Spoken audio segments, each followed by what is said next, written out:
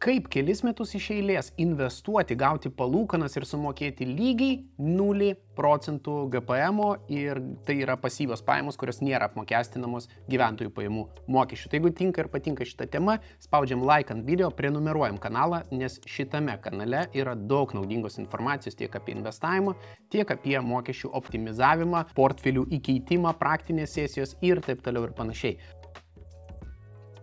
Tai važiuojam prie techninės informacijos ir pirmas dalykas, apie ką norėčiau pakalbėti, tai yra apskritai, kodėl galima nemokėti gyventojų pajamų mokesčio nuo savo pasyvių pajamų.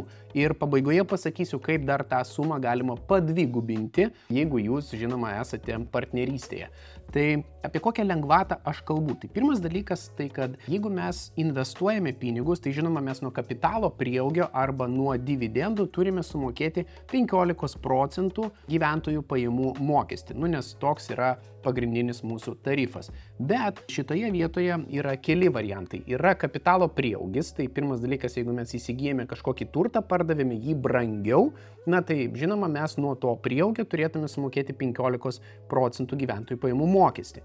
Tada yra kitas mokestis nuo dividendų, tai jeigu mes gavome pasyvias pajamas dividendais iš kažkurios tai įmonės, nesvarbu užsienio valstybėje arba Lietuvoje, mes bet kokiu atveju turime sumokėti 15 procentų gyventojų pajamų mokestį už gautas šitas pajamas, nes tai yra mūsų pelnas. Dabar turto prieaugiui taikoma 500 eurų lengvata, tai kitaip tariant, jeigu mes įsigijome kažkokį turtą, nesvarbu ar tai yra akcijos ar nekilnojamas turtas, tarkime, įsigijome už 1000, pardavėme už 2000, tai tokiu atveju mūsų pelnas yra 1000 eurų ir šitoje vietoje nuo 500 eurų, kadangi 500 yra lengvata, tai nuo 500 eurų mes turime sumokėti 15 procentų gyventojų pajamų mokestį. Ir kita rūšis pajamų yra palūkanos gautos už paskolintas lėšas, taip toliau ir panašiai. Tai idėja yra tai, kad toms palūkanoms galioja lygiai ta pati lengvata, kuri galioja ir tam pačiam, sakykime, turto pardavimui, perpardavimui. Tai dabar ką galima padaryti ir kaip galima investuoti, apie ką aš kalbu ir kodėl kelis metus galima to nedaryti.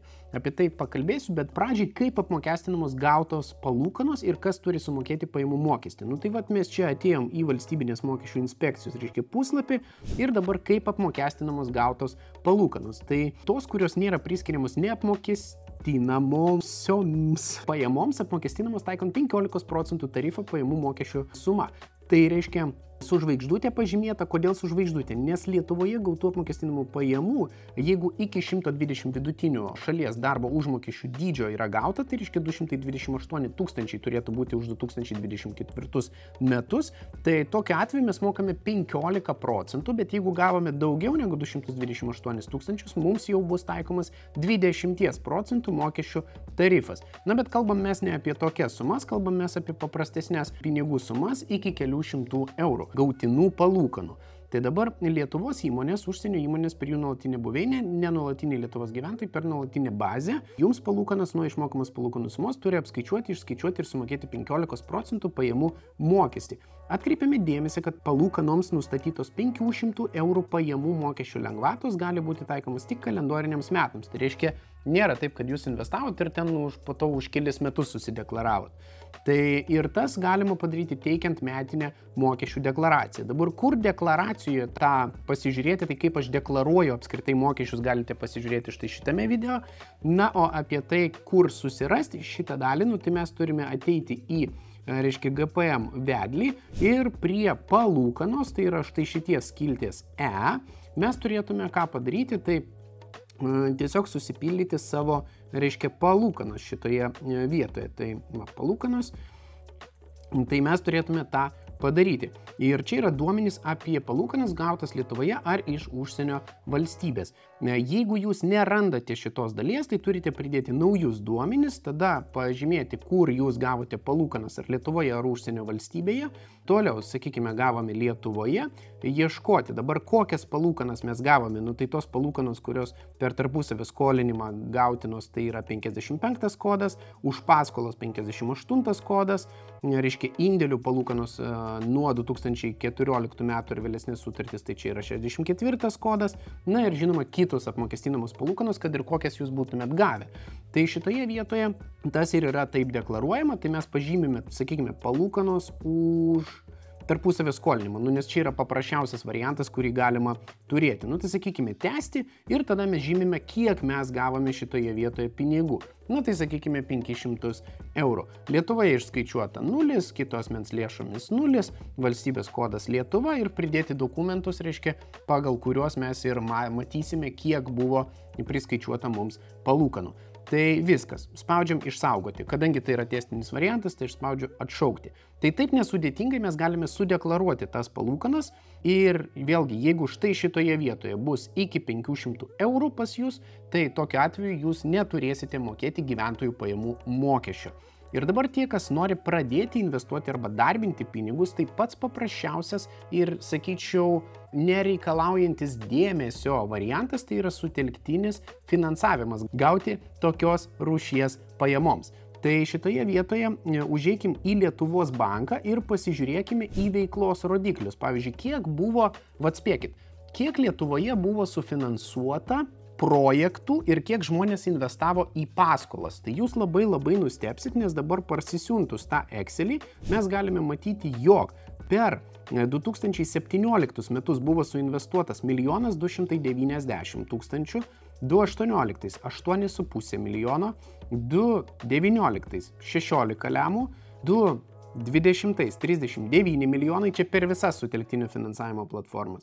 Toliau, 2021 buvo 114 milijonų, 2022 buvo 161 milijonas ir 2023 metai 230 milijonų eurų buvo sufinansuota per sutelktinio finansavimo platformas. Ir dabar vėlgi mes galime pasižiūrėti, per kurias platformas buvo sufinansuota daugiausiai arba mažiausiai. Ir šitoje vietoje didžiausias operatorius, tai jeigu mes pasižiūrėtume dabar, tai Max yra 59 milijonai, 59 milijonai ir šitoje vietoje mes pasižiūrim, kasgi tai yra. Ir tai yra investavimo platforma Profitus. Jeigu pasižiūrėsim 7 langelį, tai čia yra sutelktinio finansavimo platforma Profitus. Tai dabar ateiname į Profitus, nes akivaizdu, jie turi daugiausia, sakykime, šiai dienai pasiūlos ir natūralų paklausos, vadinasi, viską daro gerai šitoje vietoje. Ir ką darome, ateiname štai čia ir dabar kaip pradėti investuoti per tą patį Profitus. Tai yra instrukcija. Susikūrėme savo investuotojo paskyrą Profitus platformoje. Paprasta. Patvirtinkite tapatybę. Tai šitoje vietoje patvirtiname tapatybę ir žinoma, tada jau papildę savo sąskaitą galime investuoti. Susipažinti su aktyviamis investicijomis, išsirinkti jum priimtiniausią projektą ir žinoma galima investuoti. Dabar apie tai, kaip vertinti šitas rizikas, apie tai, kaip apskritai veikia sutelktinis finansavimas, kokios yra rizikos. Nežinau, kad pas daugelį bus klausimų, tikrai nemažai. Tai aš esu daręs podcastą su Profitus atstovė, galit pasižiūrėti jį štai čia, visa praktiškai valanda apie rizikų valdymą, hipotetinės situacijas ir tai, kaip gali būti valdomi dalykai nesėkmės atveju ir žinoma, kas gali nutikti sėkmės atveju. Kaip žmogus susikaupė pradiniam įnašui netgi, naudodamas štai šitą metodiką, tai vėlgi apie tai galit tą podcastą pasižiūrėti. Na ir žinoma, galima uždirbti ir daugiau, vėlgi investuojant tam tikrą kiekį, didesnį kiekį pinigų į tuos pačius projektus. Pradėti galime nuo 100 eurų. Tai vėlgi viskas paprasta, ką jums reikia padaryti, su nuoroda apačioje galite užsukti ir registruotis į Profitus platformą ir viskas bus pakankamai lengva, šitie 4 žingsniai užtruks 15 minučių ir galėsite išsirinkti savo projektus. Na, o projektus, tai vėlgi šitoje vietoje projektų yra tikrai pakankamai daug. 1, 2, 3, 4, 5, 6. Tai 6 projektai šiai dienai yra aktyvūs ir jeigu mes norime investuoti tą patį 100 eurų, mes jau galime išsirinkti, į kurį iš jų galima būtų sudėti pinigus.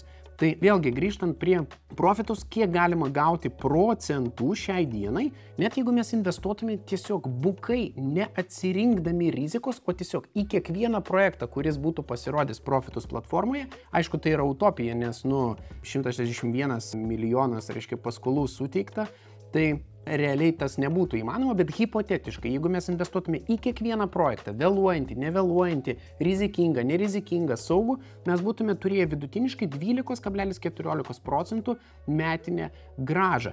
Ir dabar, kadangi investavimas daugumai prasideda realiai nuo 100-200 eurų per mėnesį, Tai ką galima padaryti? Galima pasiskaičiuoti, o tai kiekgi man metų užtruktų, jeigu aš norėčiau, investuoti po 100 eurų ir nemokėti pelno mokesčio nuo gautinų pasyvių pajamų per metus ir kiek aš jų gaučiau. Tai tokiu atveju mes ateiname į investavimo skaičiuotuvą.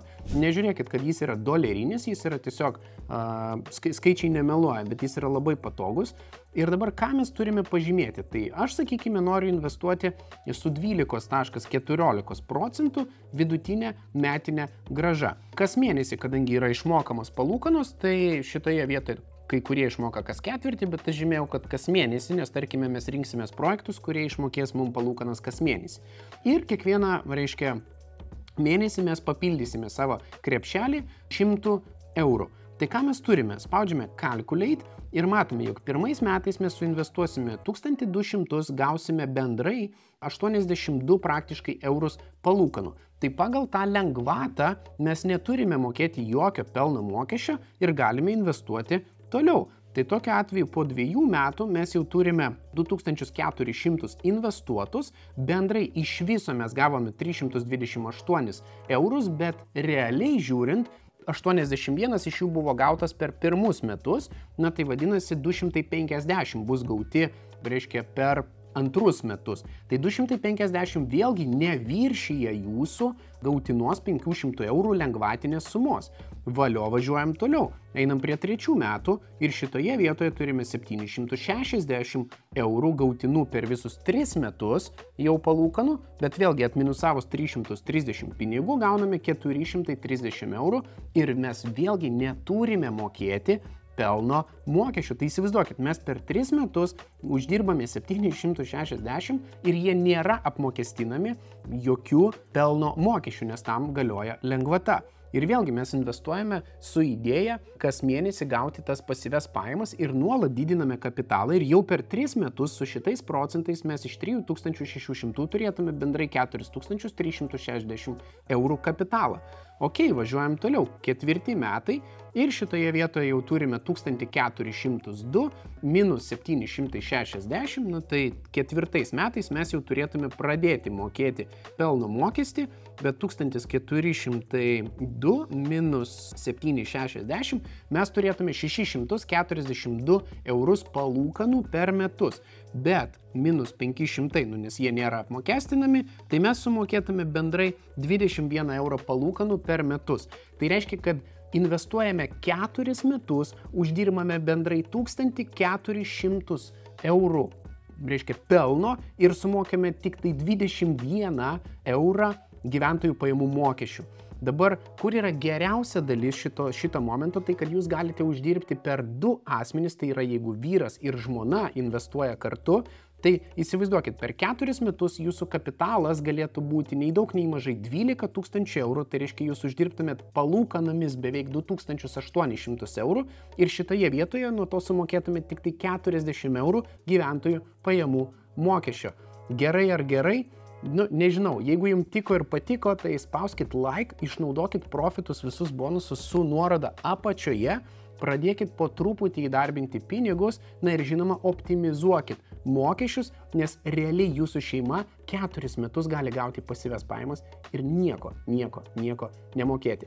O apie tai, kaip atsirinkti projektus, kaip daryti tą vadinamą due diligence, tai jūs galite pasižiūrėti štai šitą video ir žinoma pelningo visiems investavimo, tvaraus mokesčio optimizavimo ir pasimatysime kitose video. Iki kitų kartų. Blema, kaip čia šitą perskaityti? Tapatyba. Blema, nusišneku šiandien konkrečiai.